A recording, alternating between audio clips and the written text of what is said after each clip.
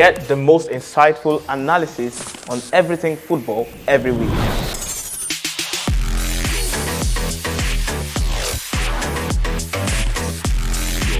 My name is Ayomide Sotubo, and this is the Nutmeg. Anticipation is building towards the city of Marrakech in Morocco, where a date of destiny awaits Ademola Lookman, who is vying to win the African Footballer of the Year. This and more we'll discuss as we look towards the CAF Awards 24 coming your way pretty soon. Here's our preview. My name is Ayomide Sotubo, and this is the Nutmeg on Guardian TV.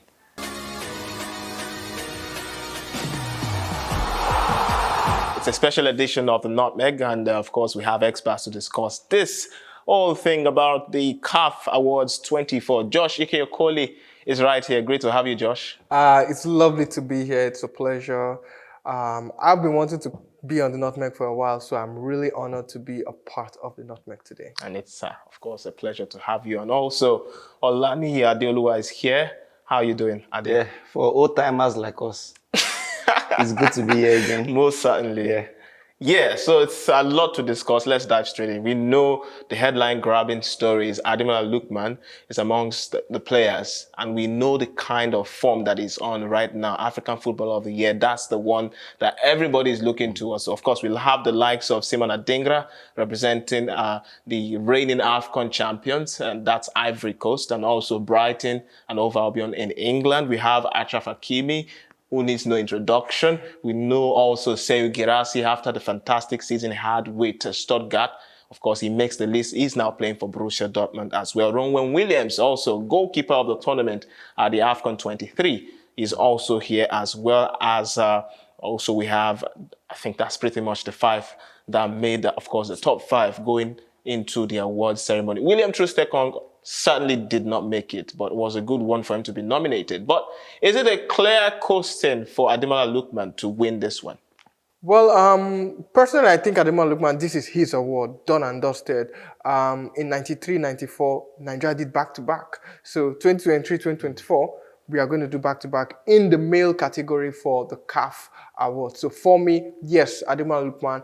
Plus, he was also the only African to be nominated for the Ballon d'Or. He finished 14th. So it's proof that Ademola Lookman perhaps is the favorite. So for me, if Lookman doesn't win, we riot.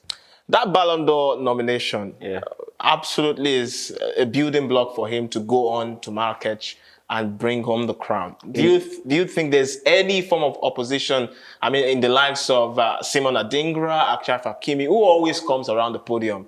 You know, he's used to it. Even Ronwen Williams has had a fantastic year as well. But for Lookman, who scores goals week in, week out, also when he wears the colors of the Super Eagles, always does very well, one of the best players on the pitch. Do you think there's any sort of opposition? I think it's the coast is clear for him because unlike the Ballon d'Or, there's no much controversy if we announce Ademola Lookman as the winner. I think is the reason why there's not much noise over the absence of Mohamed Salah. There's not much noise over the absence of Osimhen, who has also been consistent. And also Victor Boniface, because even from the nomination, we've seen different clauses that are not clear. You see a Bayern Leverkusen player in Tapsoba, Edmond Tapsoba, and there is no Victor Boniface. And both of them were equally important in club level and also maybe national team might have edged him out. Osimhen, Salah, big names that should have been there. Hakimi, why Hakimi? No, I think I'll disagree with you on Hakimi. I'm going, you get why they go. Why Hakimi? Why Hakimi? Because PSG almost won the treble. They almost won the treble. They won the league and the cup. Did they win it? How did they fare the AFCON? Regardless of the AFCON. Even with a seemingly better team than most of the teams that competed there. How did Guinea fare at the AFCON? So guys, of course, definitely it's going to cause controversy. It is controversy already, but let's move off to the goalkeeper of the year. We know the options there. Ronwen Williams is one from the last category, is here as well. And of course, winning the goalkeeper of the tournament in AFCON. I don't know if it sort of gives him that advantage above the others. But then there's Andre Onana as well. There's also Stanley Wabali, our very own. There's also Mustafa Shobie of Akli, and then Yahia Fofana of Côte d'Ivoire, playing for Angers as well. I think this is title. They should give it to him. In fact, Williams, obviously, is the most deserving. Still factor in the AFCON. And look at his trajectory. goalkeeper of the tournament. He's the only goalkeeper in that category that's in conversation for the player of the tournament. That automatically makes the result obvious. But that does not mean that Iwabali wasn't superb. I must tell you that even against South Africa, where it was a chance to prove who was a better shot stopper in terms of penalty kicks, and against better penalty takers, Iwabali is too tall over Williams. But it is a conversation that we are going to factor in a lot of performances, both for club and for country. I remember both of them plays in South Africa. Andre Onana had a terrible season last season. He struggled to get his footing. He's just getting consistency. So maybe he can be in the conversation for next year. So this... Okay, Josh, why not Onana or Nwabali? These are, amongst global football fans, perhaps more popular options. Well, like I said, for my case of putting Hakimi as perhaps a number 2, in as much as this is an AFCON year, you still need to look at the club performance. Mamelodi Sundowns won the South African Premier League, got to the semi-finals of the CAF Champions League, narrowly eliminated. They also qualified for the FIFA Club World Cup as well. So Ronwen Williams is the captain of both club and country, influential player for both club and country, phenomenal player for both club and country. For Ashore, El Shanawi is the number 1 goalkeeper for the national team.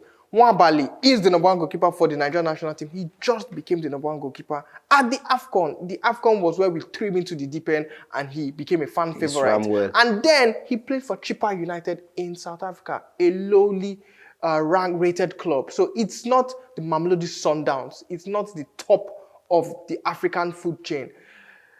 Andre Onana plays for Manchester United. Perhaps was the best goalkeeper in 2023. In 2024, he was horrendous. He was horrible. It was a terrible one for Onana in his first season at United. So perhaps, maybe 2025, because Onana has improved We'll see. so far at United, we will definitely We'll see. see. So yeah, we'll see about Onana, most definitely. But let's move to Young Player of the Year. This is a more enterprising one because they are young and upcoming players. I have my pick, obviously, but there are young players here who have, of course, done themselves a world of good. Over the last year, Karim Konate, for instance, of Cote d'Ivoire and Salzburg, Oumar Diakite, and also representing Reims, countryman of Konate. And we have Yakumba Minte playing for Brighton and also representing the Gambia. And then we have my favorite, Lamine Camara. I'm not shy to say that. Had a great time out at the AFCON. I don't know what you think about him. But then there's Elise Bensege of Morocco and also playing for Monaco. Well, looking at the Young Player of the Year, personally, I would have preferred Adingra to be in this category because he won the Young Player of the tournament at the AFCON. He's still a young player. I would have preferred Adingra being in this category. But amongst these 5 players, the player that has really, intrigued me the most is Minte. In as much as the Gambia did not live up to the expectations that they did at AFCON 2021 when they got to the quarterfinals, Gambia under Tom Saintfiet, the unit that they have is a phenomenal unit, and Minte exemplifies that. And what he even brings to the Brighton table is phenomenal. Minte is one player that, to me, is a dark horse to win the award. I know that people most likely want to give the Ivorians because, of course, it's an AFCON year, or even the Moroccan Monaco player because Monaco did pretty well in the Ligue 1 as well.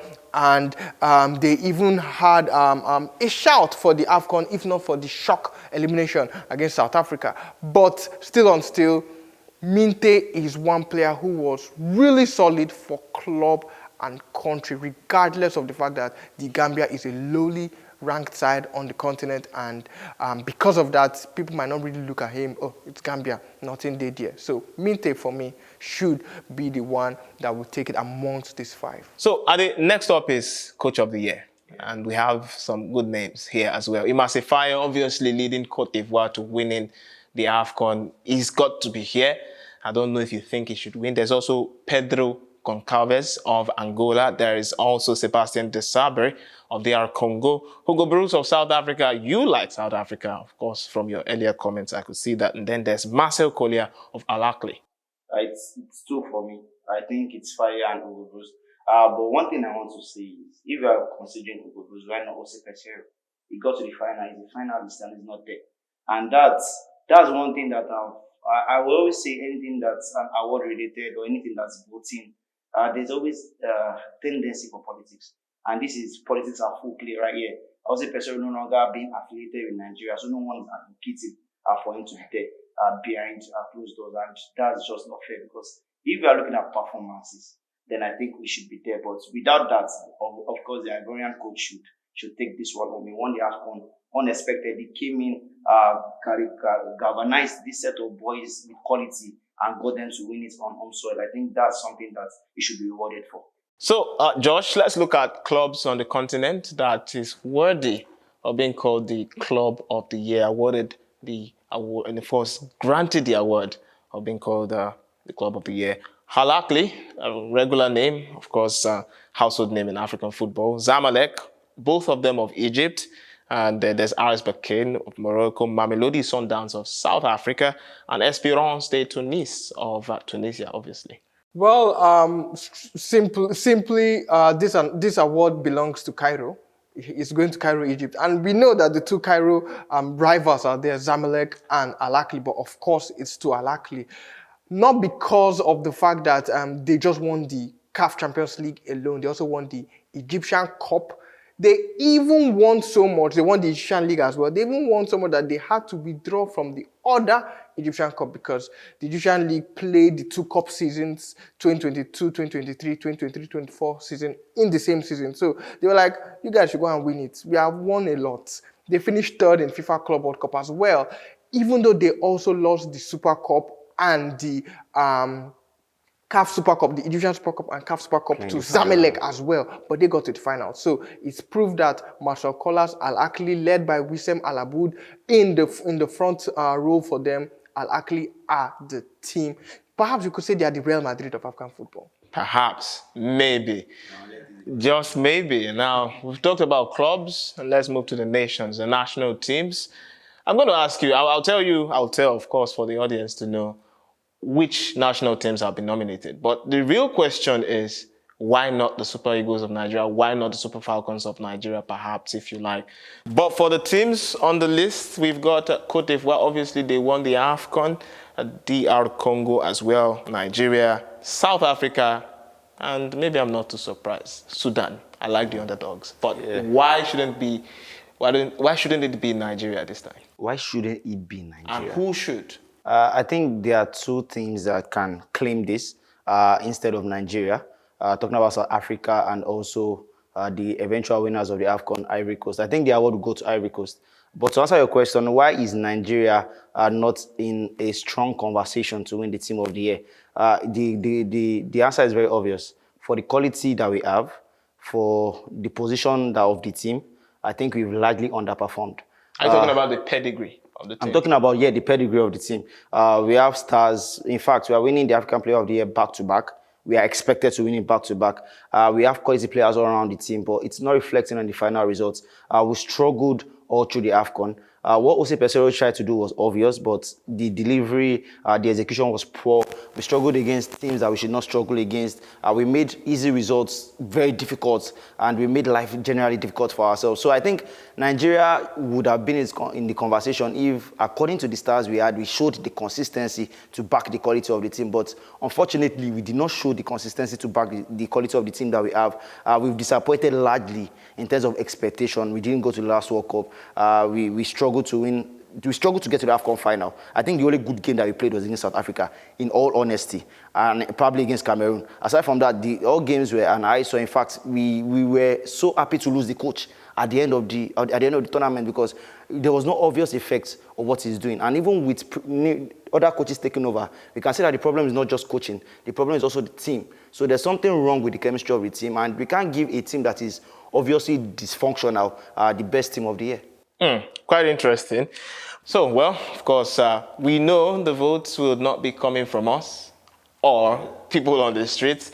It's up to the CAF Technical Committee, Media people also in the house as well. The captains of national Who knows? teams. I might be part of those. Maybe, Josh. It'd be interesting to This see. guy. Also, the head coaches too have a say in Just this you one. pack South African teams. No, not really. And players. Actually, Yeah. I don't know what's wrong with him. He likes South Africa. I think you're putting your love The for reason, South Africa on nah, me. lie. The reason why I like South Africa is obvious. but Guys, I won't know you say love it on the air. Nutmeg, but we have to leave now. Thank you very much. We'll wait and see what happens in Marrakech in Morocco. And that's the full complement of this special. Thank you very much for watching. And you can be part of the community by hitting the subscribe button there on YouTube and also tap the notification bells to get all our latest content. You want to get the very best of news and information? We're on social media. We are at Guardian Nigeria on all platforms. You can, of course, follow us right there as well. My name is Ayomide Sotubo. Thank you for watching once again, and we'll see you next time.